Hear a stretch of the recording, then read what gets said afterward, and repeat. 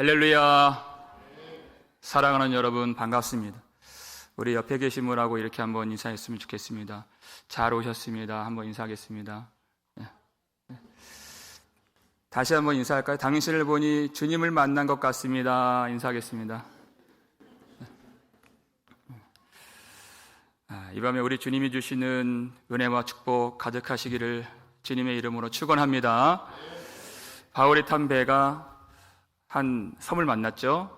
이탈리아 남단 시칠리아 섬 밑에 있는 멜리데라고 하는 그 섬에 걸렸습니다. 27장 26절 보니까 바울이 그 배에 탄 사람들에게 우리가 반드시 한 섬에 걸리리라 이렇게 선포했습니다. 그냥 우연히 된 일이 아니라 하나님이 주신 말씀대로 배 안에 있었던 276명이 다 구조가 된 것입니다. 하나님의 말씀을 통하여서 죽음에서 건짐받은 그 놀라운 하나님의 은혜를 이 사람들이 경험했다는 것입니다. 그것이 우리의 간증 아니겠습니까? 멜리데라고 하는 그 말 뜻은 피난처라고 하는 의미를 갖고 있습니다. 이것이 우리가 경험하는, 우리가 인생 속에서 체험하는 하나님이십니다. 우리의 피난처 되신 하나님. 죽음의 풍랑이 일어날 때마다 우리 인생을 그의 의로운 오른손으로 붙들어 주셔서 결국 그의 백성들을 소망의 포구, 영원한 피난처로 인도하시는 하나님을 알고 경험하는 것이 우리의 인생이다 하는 것입니다. 그 하나님을 경험하면, 구원을 받으면 더 이상 두려워할 필요가 없는 것입니다.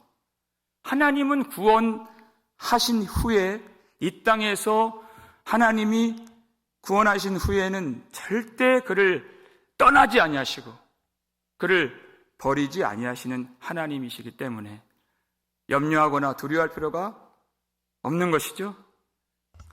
그 사람을 구원한 후에 그냥 내버려 두시는 하나님이 아니시다. 그것이에요. 2절 말씀 볼까요? 읽겠습니다. 비가 오고 날이 참해 원주민들이 우리에게 특별한 동정을 하여 불을 피워 우리를 다 영접하더라 됐어요. 이 배 안에 있었던 모든 사람들이 육지로 나올 때 어떤 사람들은 수영을 해서 나오고 고룻배가 다 바다에 빠져서 수영해서 나오고, 수영을 못하는 사람들은 널판지를 의지하여서 육지로 오게 되었죠. 다 몸이 젖은 상태예요. 거기에 비까지 내립니다. 그리고 이때 시기가 겨울이 오는 시기라고 했어요. 그래서 그 광풍이 불어왔는데 여러분, 겨울바다에서 간신히 구조된 이 사람들 얼마나 추웠겠습니까? 근데 원주민이 다가와요. 여러분, 원주민이 어떤 의도를 가지고 오는지 어떻게 알겠습니까? 죽이러 오는지 살리려고 오는지 알 수가 없죠. 원주민이라고 하는 그 말 자체가 당시 주류의 문화인 헬라의 문화와 헬라의 언어를 따르지 않는 야만인이라고 하는 의미를 갖고 있어요. 그런데 그들이 뜻밖의 아주 따뜻한 호의를 베풀어줘요. 추위에 떨고 있는 사람들을 위해서 불을 펴주고 그들을 기쁨으로 영접해 주었다는 것입니다. 여기서 우리가 기억해야 될 것이 바로 양심이라고 하는 것입니다. 그들은 어떤 교육이나 문화나 어떤 철학의 사상에 영향을 받은 사람들이 아니에요. 그러나 그 속에는 하나님이 심어주신 선물이 있는데 양심이라고 하는 것이 있다는 것을 우리가 기억해야 되는 것입니다. 모든 이 땅에 있는 사람들은 어떠한 교육이나 어떠한 문화에 영향을 받지 않고 동일하게 갖고 있는 양심이라고 하는 것이 있습니다. 하나님이 심어주신 하나님의 선물이 바로 양심입니다. 그러니까 인종과 나라와 어떤 혈통과 상관없이 모든 사람들은 다 부모를 사랑합니다. 자기 자식을 귀히 여기는 마음이 있고 할 수만 있으면 이웃을 도와주고자 하는 마음이 어느 정도 완전하지는 않지만은 그 속에 내재되어 있다는 것입니다. 그것이 하나님이 그를 하나님의 형상으로 만들어 주셨다고 하는 중요한 증거가 되는 내용입니다. 양심. 그런데 죄로 말미암아 그 양심이 오염되고 더럽게 되었어요. 그래서 어느 정도 착하게 살 수는 있지만 하나님을 인식하는 데에는 완전히 그것이 망가졌다는 뜻입니다. 그래서 그가 하나님을 알기 위해서는 자기의 선함을 가지고 나아갈 수가 없고 반드시예요. 복음을 통해서 복음을 들어야지만이 살아계신 하나님을 깨닫고 하나님께 돌아올 수 있게 된다는 것입니다. 그것이 우리 교회가 하나님 앞에서 감당해야 될 끝까지 붙들어야 할 교회 사명인 것입니다. 예수님 마지막 승천하실 때 주신 명령이 무엇입니까? 그러므로 너희는 가서 모든 민족으로 제자를 삼아 아버지와 아들과 성령의 이름으로 세례를 베풀고 내가 너희에게 분부한 모든 것을 가르쳐 지키게 하라는 것이, 이것이 교회의 사명인 것이. 바울이 그 사명을 감당할 계기를 또 한 번 맞이하게 됩니다. 3절 말씀을 볼까요? 읽겠습니다. 바울이 나무 한 묶음을 거두어 불에 넣으니 뜨거움으로 말미암아 독사가 나와 그 손을 물고 있는지라, 이렇게 되어 있어요.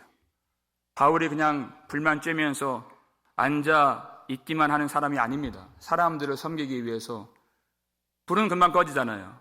그래서 장작들을 모아서 불을 더 지피려고 그가 움직였어요. 그래서 그 나무 한 묶음을 거두어서 그 불에 던졌는데 그 안에 독사 한 마리가 있는 것을 미처 알지 못했습니다. 그것을 던지니까 뜨거워서 독사가 튀어나와서 바울의 손을 계속 물고 있었다는 뜻이에요. 얼마나 놀랐겠습니까? 근데 그것을 보고 사람들이 뭐라고 말했을까요?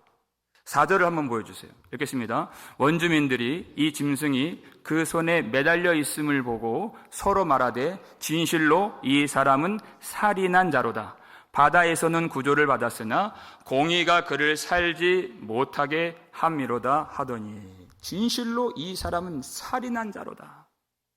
이 사람이 살인한 사람이기 때문에 이런 엄청난 일이 그에게 닥쳐왔다는 뜻입니다. 그가 보응을 받았다는 것입니다. 그 사람들 생각에 바다에서는 구조를 받았는데 결국 그는 천벌을 피하지 못했어 라고 생각했다는 것입니다. 모든 사람들 속에 내재되어 있는 관념이 있는데 그것이 인과응보적 세계관이죠. 어떤 사람이 아주 나쁜 짓을 행했어요. 여러분, 그러면 어떤 다른 사람들이 그 일을 알지 못한다 할지라도 누가 알고 있습니까? 자기 자신이 알고 있어요. 양심이 있습니다. 그러니까 그 마음이 계속 그 과거의 죄로 짓눌려 살게 되는 것이에요. 그리고 불안합니다. 그리고 괴롭습니다. 그러다가 어떠한 큰 어려운 일을 만났어요. 그러면 그 사람이 스스로 뭐라고 말을 할까요? 이것이 내 업보구나, 올 것이 왔구나 라고 생각하게 되는 것이에요. 자기가 놓은 그 죄의 덫에 자기가 걸려서 평생 후회하고 또 한탄하고 괴로움 속에서 죽어가는 것이 예수 그리스도를 믿지 않는 사람들의 인생이라고 하는 것입니다. 그뿐입니까? 그렇지 않아요. 만약 다른 사람이 그런 어려운 일을 당했다면 그 사람을 대번 판단하게 되는 것이에요. 자기만 짓누르는 것이 아니에요. 다른 사람도 짓누르는 사람이 되는 것입니다. 바울은 어떤 무엇인가 잘못을 했기 때문에 이 섬에서 독사에게 물린 것이 아니었습니다.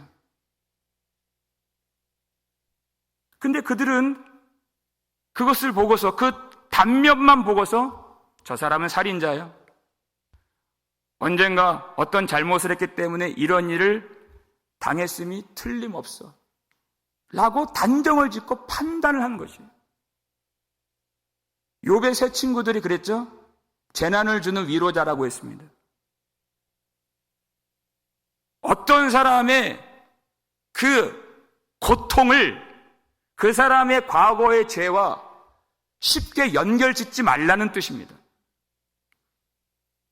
그런데 그 오류에 우리가 너무 잘 빠지는 그런 습성들이 있습니다. 예수님의 제자들도 마찬가지. 길을 지나가다가 태어날 때부터 맹인된 사람을 보았어요. 그에 대해서 알고 있는 정보는 그가 나면서부터 맹인되었다는 사실 외에는 없습니다. 그런데 그가 예수님께 뭐라고 질문합니까? 주여, 저 사람이 날 때부터 맹인된 것이 누구의 죄로 인함이니까? 그니까? 그의 부모니까? 라고 질문했어요. 전제가 잘못된 것이죠. 누구의 죄로 저런 어려운 일을 만나게 된 것입니까? 그 인과응보적 관점, 그 업보적 세계관에서 벗어나지 못했어요. 예수를 쫓아다니면서도 거기서 벗어나지 못했어요. 그러니까 하나님이 누구시고 하나님이 그에게서 어떤 일을 하실지 전혀 보지를 못했다는 것입니다. 그러니까 자기 스스로도 짓누르고 다른 사람도 억누르는 그런 사람밖에 되지 못해요. 그래서 예수님 뭐라고 대답하시죠? 요한복음 9장 3절 보면 읽겠습니다. 예수께서 대답하시되 이 사람이나 그 부모의 죄로 인한 것이 아니라 그에게서 하나님이 하시는 일을 나타내고자 하심이라. 아멘. 여러분, 날 때부터 맹인되었다니까요. 그가 그러면 엄마 그 복중에서 뭔가 잘못을 해서 맹인이 되었다면 우리 다 맹인되어야죠. 그런 것이 아니다. 그 사람 죄 때문에 그렇게 된 것도 아니고 그의 부모 때문에 이런 일이 있는 것이 아니라 그에게서 하나님이 하실 일을 나타내시고자 이 일이 있는 것이다. 그 과거의 죄 때문에 이 일이 있는 것이 아니라 앞으로 나타날, 미래에 나타날 하나님의 영광을 위하여 이 일이 있는 것을 너희가 알아야 한다는 것입니다. 이걸 알지 못하면 보는 사람마다, 어려움 당한 사람마다 위로는커녕 더 찌르는 자가 되고 판단하는 자가 돼요. 그리고 자신은, 맹인되지 않는 자신은 잘한 것처럼, 의로운 것처럼 의기양양 자부심에 빠져서 살게 됩니다. 그것이 죄죠. 그것이 아니다. 여러분, 성경을 보면 물론 죄의 결과로서의 고통과 징벌이 왜 없겠습니까? 있습니다. 그러나 우리는 그것을 판단하는 사람이 아니라는 것입니다. 다만 우리는 오직 예수 그리스도의 보혈이 과거의 죄와 뿐만 아니라 지금 현재의 죄, 그리고 앞으로 우리의 모든 죄까지도 깨끗하게 씻어서 용서받도록 해주시는 놀라운 보혈인 것을 증언하는 자들이, 판단하는 자들이 아니라 그 복음을 증언하는 자들이, 어떠한 사람이든지 어떤 죄인이든지 예수 그리스도의 이름을 부르기만 하면 하나님께서 의롭다고 칭해 주시는 그 하나님의 은혜만을 선포하는 사람들인 것입니다. 판단하는 사람들이 아니에요. 그러니까 우리는 할 수만 있으면 이 복음을 증언할, 하나님의 은혜를 선포할 기회를 포착해야 되는 것입니다.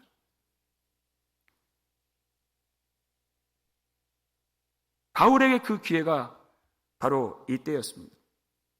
5절을 볼까요? 읽겠습니다. 바울이 그 짐승을 불에 떨어버림에 조금도 상함이 없더라. 이렇게 되어 있어요. 놀라지 않고 태연하게 그 뱀을 툭 불에 떨어버렸어요. 그런데 조금도 상함이 없더라. 조금도 해함을 받지 않았어요. 여러분, 주님께서 제자들을 보내실 때 주신 약속이 있습니다. 어디를 가든지 두려워하지 말라고 주신 약속이 있어요. 마가복음 16장 18절 말씀이죠. 읽겠습니다. 뱀을 집어 올리며 무슨 독을 마실지라도 해를 받지 아니하며 병든 사람에게 손을 얹은 즉 나으리라 하시더라. 아멘. 믿는 사람, 단순히 믿는 사람 말하는 것이 아니라 복음을 전하는 사람. 그게 진짜 믿음이죠. 복음을 전하는 사람. 어디를 가든지 주님이 함께 하셔서 어떤 해를 받지 않도록 주님이 내가 세상 끝날까지 너희와 함께 하리라 약속을 해주신 것입니다. 왜냐하면 그 복음을 전하는 그 사람을 통해서 하나님의 나라가 이미 임했음을 보이기를 원하셨기 때문에 이게 바로 하나님의 나라라는 것입니다. 상함도 없고 해함도 받지 않는 그것이 바로 하나님의 나라. 하나님이 필요한 때에 언제든지 그렇게 역사하셔서 이미 예수 십자가를 통하여서 하나님의 나라가 이 땅에 임했다고 하는 그 사실을 보이기를 원하셨어요. 여러분, 우리가 어렸을 때 그 찬양 많이 불렀어요. 사막에 샘이 넘쳐 흐르리라 사막에 꽃이 피어 향내 내리라 주님이 다스리는 그 나라가 되면은 사막이 꽃동산 되리. 2절 후렴 보시면 그런 가사 나오죠. 독사굴에 어린이가 손 넣고 장난쳐도 물지 않는 참사랑과 기쁨의 그 나라가 이제 속히 오리라 하는 것이. 이 독사굴에 어린이가 손 넣고 이사야 11장 내용이 있죠. 뭐 장난을 쳐도 물지 않고 상함받지 않고 해함받지 않는 그 나라. 다툼도 없고 미움도 없고 싸움이 없는 오직 사랑과 용서와 평화와 기쁨이 가득한 그 나라. 여러분, 그 나라가 이미 시작이 되었습니다. 교회는 그 하나님의 나라를 보이는 기관인 것입니다. 예수를 믿는 자는 하나님 나라가 어디 있습니까? 너의 마음에 있는지라고 그랬어요. 그 하나님의 나라를 누리고 경험하고 그래서 보여줄 수 있는 이 고통 충만한 세상에 하나님을 보일 수 있는 사람들은 성도밖에 없다는 뜻이에요. 믿으십니까? 바로 이때가 바로 그 기회였어요. 사람들이 이 뱀에 물린 바울이 어떻게 되는가? 금방 부어오르겠지? 아니면 갑자기 쓰러져 죽겠지? 기다렸는데도 그가 아무 일도 일어나지 않았습니다. 어떤 상황도 받지 않았어요. 그를 통해서 하나님이 하나님의 나라가 무엇인가를 보이고 계신다 하는 것이에요. 그러다가 이 섬에서 가장 지위가 높은 이 버블리오라고 하는 사람이 지금 이 이제 막 물에서 건져 올려진 이 사람들 먹을 것도 없고 옷도 없어요. 근데 이 버블리오가 자기가 땅도 있고 또 재산도 있고 그래서 바알과 그 일행들을 지극정성으로 대우해주고 또 먹이고 보살펴 주었습니다. 그런데 그 버블리오라고 하는 사람의 아버지가 지금 아주 심각한 열병으로 고생하고 있고 이질에 걸려 있어요. 그랬더니 바울이 어떻게 행동을 합니까? 8절 중간에 말씀 보시면 읽겠습니다. 바울이 들어가서 기도하고 그에게 안수하여 낫게 하매, 이렇게 되어 있죠. 바울이 그에게 들어갔다. 그래 기도하고 안수했더니 그가 나음을 받았다는 것입니다. 여러분, 버블리오가 바울에게 와서 그것을 고쳐달라고 구하질 않았습니다. 그는 무엇을 구해야 할지 알 수도 없는 사람이에요. 바울이 들어가서 그를 위해 기도해 줬다는 것입니다. 여러분, 기도를 한다는 것은 주님을 아는 사람이 기도할 수 있는 것입니다. 주님과 관계가 있는 사람만이 기도를 할 수 있는 것입니다. 요한복음 15장 7절 보니까 너희가 내 안에 거하고 내 말이 너희 안에 거하면 무엇이든지 원하는 대로 구하라. 그대로 이루리라 그랬어요.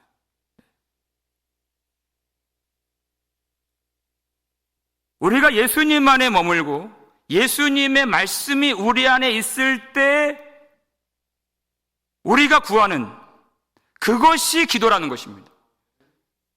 단지 내가 원하는 것이 아니에요. 먼저 주님의 말씀이 우리 안에 들어와야 되는 것입니다. 그러니까 내 소원이 아니라 하나님이 우리에게 주신 그 소원, 그것을 원하는 대로 구하라는 것입니다. 그리하면 예수님이 그대로 이루리라 그랬어요. 예수님 안에 있는 자만이 기도할 수 있고 예수님이 그 속에 말씀이신 예수님이 그 속에 들어와 주신 사람만이 기도할 수 있는 것이에요. 이게 기도죠.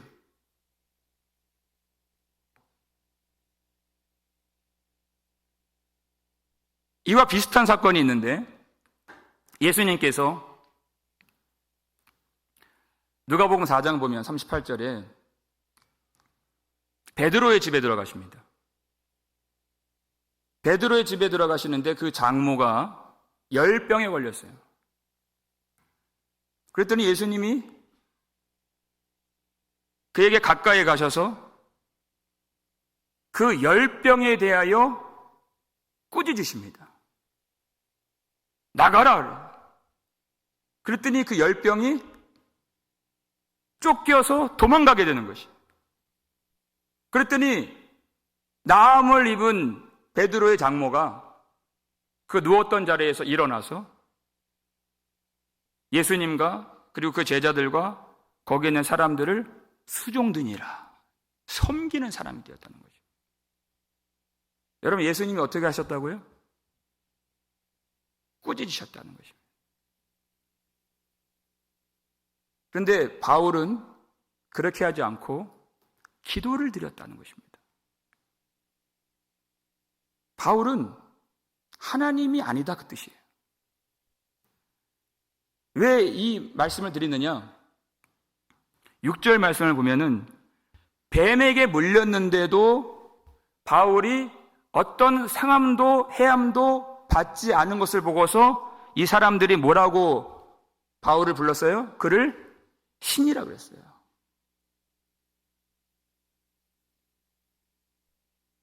바울이 이런 경험이 몇 번 있죠? 루스드라에서도 그 나면서부터 걷지 못한 사람을 고쳤는데 거기는 사람들이 바울을 보고 신이라고 그랬어요. 신들이 내려왔다. 그래서 바나바를 제우스라고 하고 바울을 헤르메스라고 하고 신들이 왔다. 그러니까 바울이 어떻게 해요? 옷을 찢으면서 이러한 헛된 일을 당신들이 버려야 됩니다. 그리고 참되신 하나님, 천지를 만드시고 바다를 만드시고 그 안에 모든 만물을 만드시고 지금도 살아계신 하나님께로 돌아오라. 그 일로 복음을 전했어요. 바울은 언제든지 그 오해를 교정하고 하나님께 돌아오도록 쓰임받는 사람이었습니다. 그가 기도를 했다는 것은 바로 그것입니다. 언어도 통하지 않고 공유되는 문화도 없는 그 원주민들에게 예수님은 열병을 꾸짖어서 고쳐주셨지만은 그는 예수 그리스도의 이름으로 기도하여서 기도를 한다는 것은 내가 하나님이 아닙니다. 단지 나는 그에게 기도를 드리는 것입니다. 그 예수 그리스도의 이름으로 기도하는 것입니다.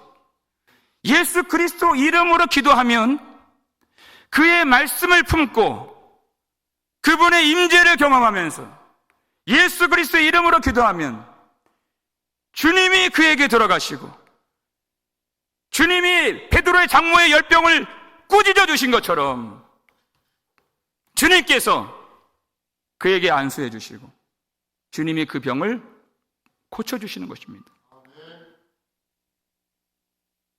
그랬더니 그 원주민들 수많은 사람들이 다 와서 하나씩 고침을 받게 되었다는 것입니다.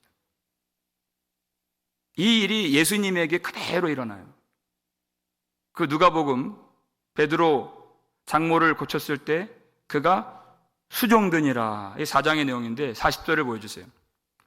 수종드니라 바로 다음 말씀이에요. 읽겠습니다.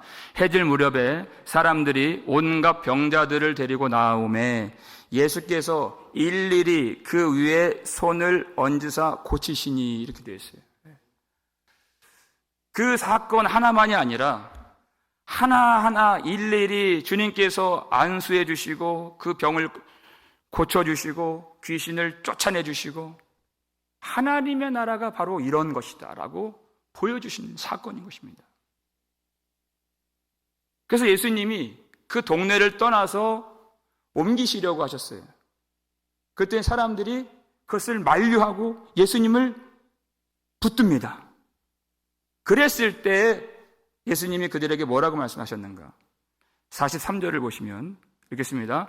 예수께서 이르시되 내가 다른 동네들에서도 하나님의 나라 복음을 전하여야 하리니 나는 이 일을 위해 보내심을 받았노라 하시고. 아멘. 여러분, 예수님이 뭐라고 말씀하셨다고요? 다른 동네에서도 하나님의 나라 복음을 전하여야 되겠다, 이렇게 말씀하셨어요. 예수님이 지금 이 베드로의 동네에서 하신 일은 병을 고쳐주신 일이에요. 그리고 귀신을 쫓아주신 일이에요. 그런데 예수님은 그 일이 어떤 일이었다고 말씀하십니까? 하나님 나라의 복음을 전했다고 말씀하시는 것입니다. 바로 그것이에요. 예수님은 그 귀가 막혀서 복음을 듣지 못하는 자들에게 어떤 때에는 그 복음을 그들이 하나님의 나라를 볼 수 있도록, 그들이 경험할 수 있도록 하나님의 나라를 보여주시는 분이십니다. 그것이에요. 이 말씀에 감동이 되질 않고 듣기는 들어도 깨닫지 못하는 우리를 위해서 많은 순간 이 복음을 마음에 와 닿도록 주님이 전하시는 방법은 그 하나님의 나라를 우리가 눈으로 볼 수 있도록, 그 나라가 실로 지금 임하여졌다고 하는 그 사실을 우리가 고백할 수 있도록, 그 나라를 보여주시는 분이세요. 그리고 너희는 가서 그랬습니다. 우리를 주님의 몸이라고 부르신 그 이유는 이제는 하나님 나라를 보이는 자들이 되어서 하나님 나라를 증거하는 자들이 되어서 주님이 하셨던 그 일을 이제는 교회가 그 사명 감당하여서 하나님의 뜻이 하늘에서 이루어진 것처럼 땅에서도 이루어지도록 힘쓰는 자들이 되어야 한다는 것입니다. 그것이 우리의 사명이에요. 하나님 나라를 보여주는 것입니다. 여러분, 하나님의 나라는 기쁨의 나라인 것입니다. 울상짓고 사는 것이 아니에요. 우리는 하나님의 나라를 보여줄 수 있는 사람들인 것입니다. 그 죽음의 독이 가득한 독사에게 물렸다 할지라도 여러분, 그것은 아무것도 아닌 것입니다. 우리에게는 복음이라고 하는 치료책이 있기 때문입니다. 보블리오에게는 땅도 있고 돈도 있고 권세도 있었어요. 그러나 그 죽음의 권세 앞에서 두려워 떨 수밖에 없었습니다. 그러나 우리에게는 예수 그리스도라고 하는 영원한 생명이 하나님의 피난처라고 하는 영생의 복락이 우리 속에 담아진 그 나라를 살고 있는 하나님의 백성들인 것입니다. 여러분, 우리가 먼저 그 나라를 누릴 수 있길 바랍니다. 그래야 전할 수 있고 그래야 하나님의 나라가 이것이라고 보여줄 수 있기 때문에 바울이 자기가 손에 뱀에 물렸잖아요. 성령 충만한 바울을 통해서 그 죽음의 권세가 아무것도 아닌 것을 그 바울을 통해서 보게 만들어주신 것이에요. 아무것도 아닌 것을. 그것이 하나님의 나라요. 우리 속에 영생이신 예수 그리스도께서 계신다고 하는 분명한 증거가 되기 때문에 하나님의 나라를 우리가 먼저 누리고 주님이 주신 권능이 무엇인가, 그 권능이 무엇인가 알 수 있기를 바랍니다. 누가복음 10장 19절 말씀이죠. 내가 너희에게 뱀과 정갈을 밟으며 모든 원수의 능력을 제어할 권능을 주었으니 너희를 해칠 자가 결코 없으리라. 이미 권능을 주셨습니다. 여러분, 의심하지 마시고 죽음으로 위협하는 이 세상 두려워하지 마시고 우리에게 주신 그 권능을 누리면서 이 고통으로 가득한 이 세상 가운데에서 살아계신 주 예수 그리스도의 복음을 전하고 하나님 나라를 보일 수 있는 저와 여러분 되실 수 있기를 주의 이름으로 축원합니다. 여러분, 이 땅에 누가 하나님 나라가 임했음을 말할 수 있겠습니까? 누가 그 나라를 보여줄 수 있겠습니까? 하나님 나라이신 말씀이신 예수 그리스도께서 그 안에 사시는 우리밖에 더 있겠습니까? 사랑하는 여러분, 우리가 이 밤에 기도할 때, 우리가 담대하게 주님 나라 복음을 선포할 때, 그리고 우리가 들어가서 그들을 끌어안아줄 때 우리 주님께서 그에게 들어가 주시고 주님께서 이 땅을 고쳐주시고 주님께서 이 나라를 회복시켜 주셨어요. 그 영광의 나라가 이 땅에 이미 임했음을 우리가 함께 목도하고 주님께 영광을 돌리며 찬양할 수 있는 그런 우리 복음장로교회 될 수 있기를 주님의 이름으로 축원합니다.